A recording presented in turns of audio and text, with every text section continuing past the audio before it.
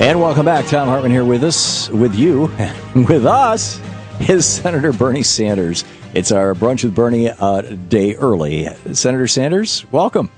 Good to be with you, Tom. Great to have you. What's up? I understand you just came from the White House. I don't know if you can talk about that or not. Well, there's not a whole lot. It was, as an independent, I'm a member of the Democratic caucus. We met for an hour or so with the president, just reviewing where we are right now. I see. Okay. So your thoughts for the day? Well, let me just... The week. I know, in Vermont, and I know all over this country, people are angry and they're disgusted and they're frustrated with what's going on in Washington. I guess the last poll had the Congress at 5%, and the Onion magazine put out a headline that psychiatrists are very deeply worried about the 5% who think the Congress is doing a good job. And everyone has every right, to be angry. I was just at a rally a few hours ago with hundreds of federal employees. They work in all kinds of agencies. They're not able to do their job. They have kids, they have families. They're not getting paid. They're worried about their mortgages and their car loans, and we got families in Vermont and again all over America worried about Head Start, worried about the WIC program, which provides nutrition to pregnant women, low-income pregnant women and children.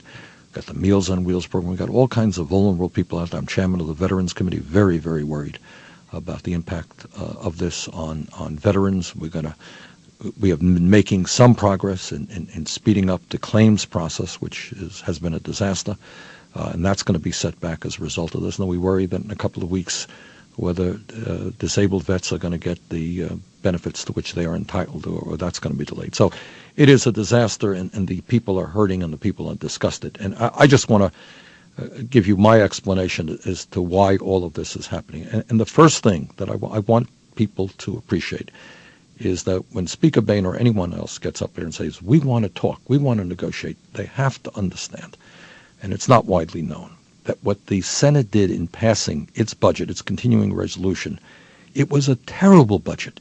It was the Republican budget. This was $986 billion, which is $70 billion lower than the budget we passed in the Senate. It's a terrible budget. But we did it because Boehner had assured the majority leader in the Senate that, okay, if you do that, we're going to have a continuing resolution. We can go from there, and they will pass it. They didn't. They reneged on that agreement for whatever reason. And they say, okay, that's a start, but we want more and more and more. We want, in an unprecedented way, to say, the Affordable Care Act passed Congress, the Supreme Court upheld it, we ran a presidential election on it, and the Republicans lost. Republicans lost seats in the Senate. They lost seats in the House, and they lost the White House by 5 million votes. But despite all of that, what we, the right-wing Republicans, want is for you to eliminate Obamacare or push it back a year. And that's just an outrageous demand. And it sets, Tom, and the point that I want to make as strongly as I can, it sets a very, very dangerous precedent for this country, because what you are essentially doing is doing away with the election that we had last November. And the guys that lost the election say, yeah, we lost the election, but you know what? We intend to get everything that we wanted to get anyhow, because if we don't get it, we're not going to pay our debts. We'll plunge the United States and the entire world into a major fiscal crisis. We're going to cause all kinds of pain in this country by shutting down the government. You can't do business. You can't give in to that type of threat, that type of blackmail, because you're setting a horrendous precedent. You give in today, and absolute certainty, 100% certainty, a year from now, they'll be saying something else. If you don't give us the ending of Social Security, if you don't kill Social Security, you don't kill Medicare, we are not going to allow the government to function. So it is a very difficult moment for the people in our country, but there is a principle that has to be established, and that is elections matter in a democratic society, and you can't cave in to blackmail. It's like they're trying to rewrite the rules of 230 plus years of our republic. They surely are. And the issue here is not just their views, which are extreme right wing. That's one thing. But they are breaking the rules about how the democratic system plays. You and I grew up believing that, somebody is in an election, somebody wins, somebody loses. These guys lost, and they lost pretty bad. They lost the White House by 5 million votes. They lost 2 seats in the Senate. They lost seats in the House. They lost badly, and they said, it doesn't matter. You got to give us what we campaigned on.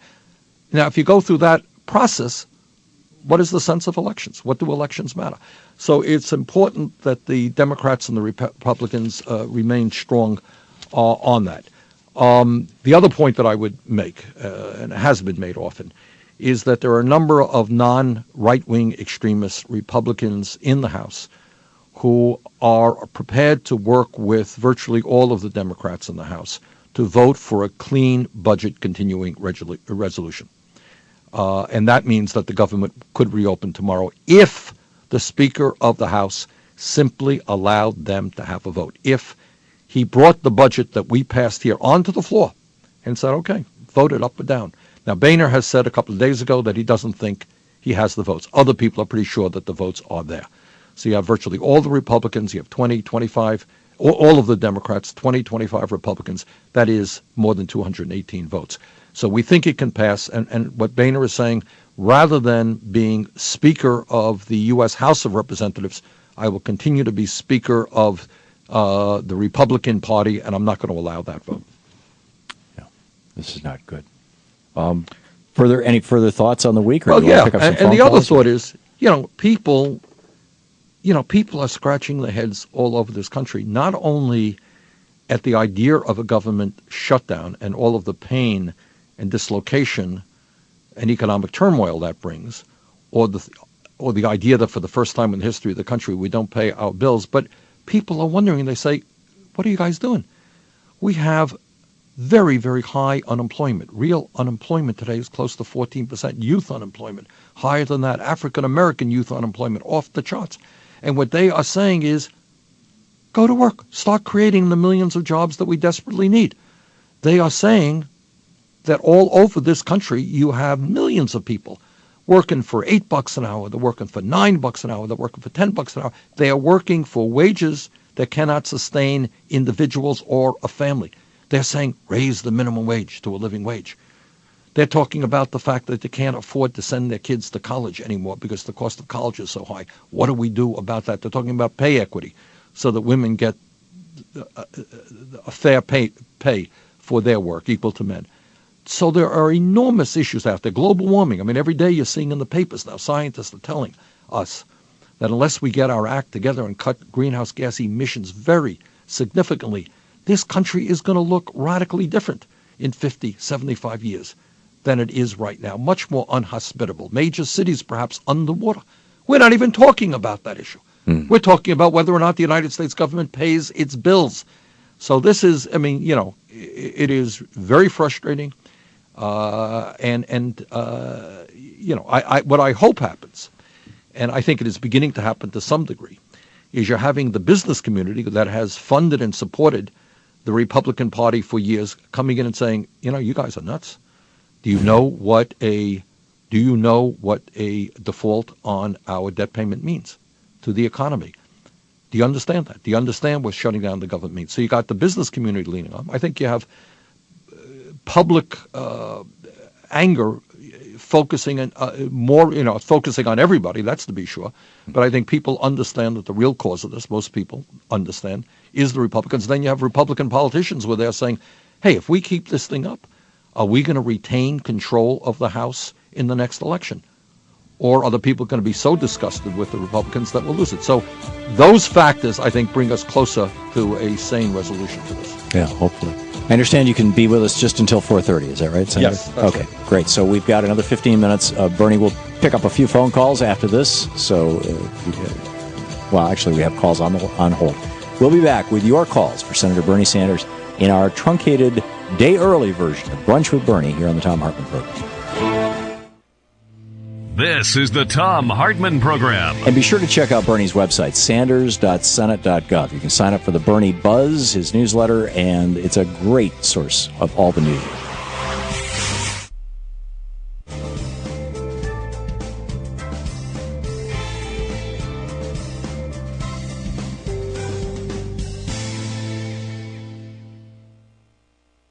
And welcome back. Bob in Bridgewater, Virginia. You're on the air with Senator Sanders. Yes, Tom. And Senator Sanders. I'm before you got on this program, Tom was talking about this being treason or sedition. Well, I was saying let's not use those words. Let's back away from those words. Right, I know. Yeah. But I'm calling it a sabotage of the democratic process.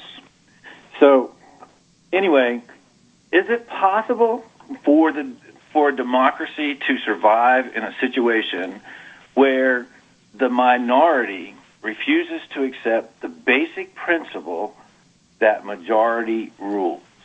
Well, Bob, that is an excellent question, and you phrased it very, very well. We had an election, and the Republicans lost the election. You know, that happens. Sometimes you win, sometimes you lose. They lost the election. In fact, they lost the presidential election pretty big time. And they're saying, okay, well, we lost the election, but we won all the things that we campaigned on, that we were defeated on. And what this is about, and this is what I worry about, and Bob makes this point, and this is what he means by, I think, sabotaging democracy. If we were to give in to that, then people say, well, why does it matter who I vote for? Because the elections really don't matter. You can have a minority of people who will get their way by blackmailing the American people and holding the government hostage. What do elections matter? Do you live in a democratic society? So I think Bob is absolutely right. This is not about Obamacare or anything else, or cutting Social Security or cutting Medicare. What this is about is, does democracy work? And do people who won the election have a right to rule, or can the minority so disrupt the governmental process that they get their way? Richard in Kingsland, Texas, watching Free Speech TV on Direct TV. You're on the air with Senator Sanders. Good afternoon, Senator. It is such a privilege to talk with you. I hold you in very high regard. Thank you very much. And you bet. And a little plug for Wendy Davis for governor in Texas. Let's turn Texas blue. My question is, in this business of legislation and passing budgets for the country, my understanding is you have an authorization bill that authorizes whatever program or activity that you want to be conducted. And if it passes the House and the Senate and the President signs it, it becomes a law and then is incorporated in the budget for whatever expenditures are necessary in order to enforce that law. Why do we separate current revenues and budget and debt from the budget? Shouldn't all those programs be funded just flat, regardless of whether it's current revenues or debt that funds them? In other words, well, let me just go ahead. I'm sorry, Tom. What were you saying? I said I think, in other words, why the debt ceiling? But well, that's exactly correct. Bernie, can we pick up your answer on the other side of the break? We sure can. We're hitting the music here. Well, Senator Sanders is with us. We will restate the question on the other side of the break, and we'll be right back. It's our Brunch with Bernie segment here on the Thom Hartmann Program. Be sure to check out Bernie's website, sanders.senate.gov. We'll be right back.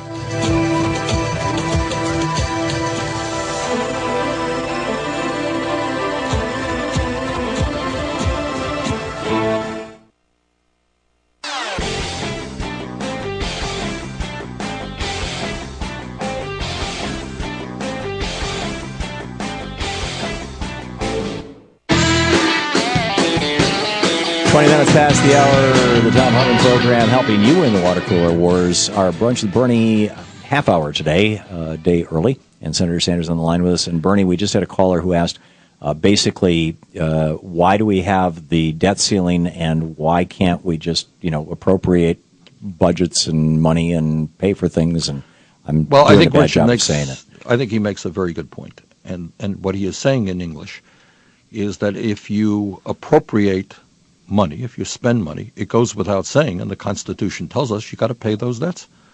So after you spend money, while you're having a great debate about whether or not you should pay the debts that you have incurred because of the appropriation process. And Richard is right. I don't think that's worthy of debate. The debate should take place in terms of the budget process, the appropriations process. How much should we spend? How do you raise that money? That's a good debate. But once you appropriate that money and once you spend that money, there should not be a debate about whether the debt is paid. Yeah. Okay. Norma in Montgomery, Alabama. You're on the air with Senator Sanders. Senator Sanders, I wanted to thank you for your speech Tuesday and apologize for my fellow idiot Alabamian and tell you that I envy my kid sister having you as a senator. She's in Putney. And ask you, how do you think we're going to solve this? Well, Norma, first of all, thanks very much. Thanks for your thoughts. And let me just say something, Norma. You're in Alabama and your sister is in Vermont.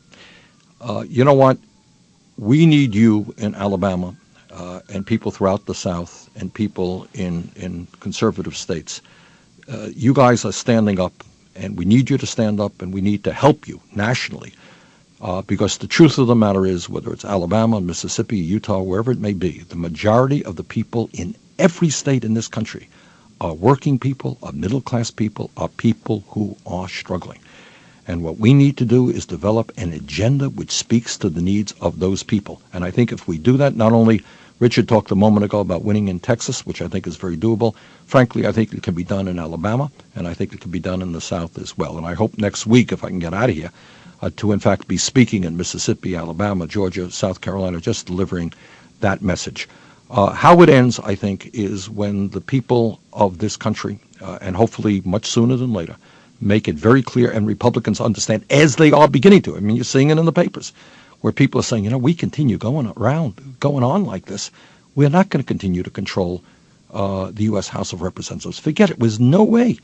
A few months ago, the Republicans were very cocky. They're going to take over the Senate. They're less cocky right now. And many of their graybeards, their old experts, are telling me, you're never going to win the White House if you continue to behave in this way. The business community is beginning to lean on these guys. So, I just hope that people make it very clear that we can have differences of opinion about this issue, about that issue, about health care, about Social Security, whatever it may be. But you don't blackmail the American people. You don't hold this government hostage in order to get your way. And I think that message is getting out, Norma. Gus in New York City. You're on the air with Senator Sanders. Hey there. My question is, I believe the media plays a great big part in this because, obviously the Republicans are banking on the fact that the American people are going to blame the Democrats and, the Democrats vice versa. If I'm tuning on the other side of the dial and I'm listening to Sean Hannity, he's saying the exact opposite of what Thom Hartmann is saying. How come we can't have a dialogue in the media where these two opposing forces are exposed to each other on the air and so that the listener can make up their own mind? Instead, we have, he said, she said on both sides, and they're diametrically opposed, and so many people end up so misinformed, especially by the Fox viewing audience, where they have these polls and surveys and find out, these guys, they don't know fact from fiction.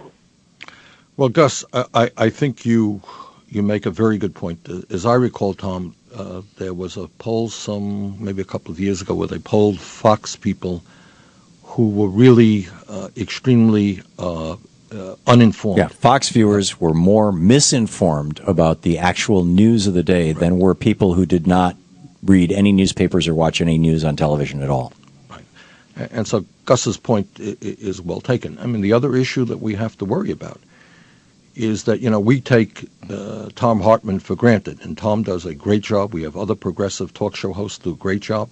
They are in a tiny, tiny minority of talk show radio. Remind me again, Tom, what percentage of talk show hosts are right-wing? Well, in terms of probably 5 or 10%. Are progressive? Yeah, are progressive. Yeah, so over 90%.